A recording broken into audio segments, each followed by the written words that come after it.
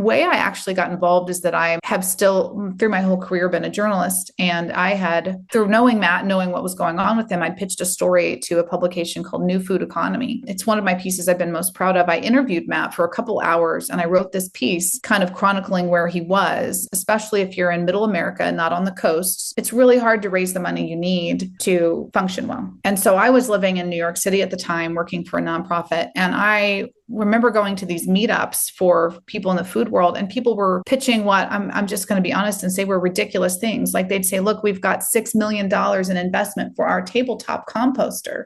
Look at us. And I will admit to being disgusted. Mm-hmm.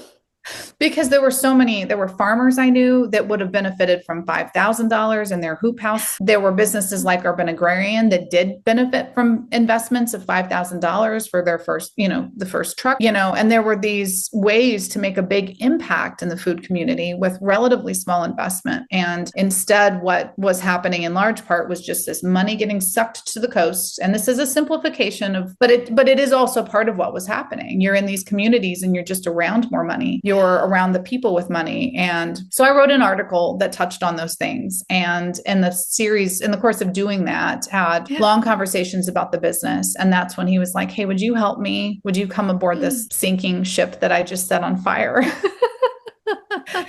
So there was no financial investment I made in Urban Agrarian. I did not buy in. I did not rescue it with my own money. I had no money. I was working for a nonprofit. Mm-hmm.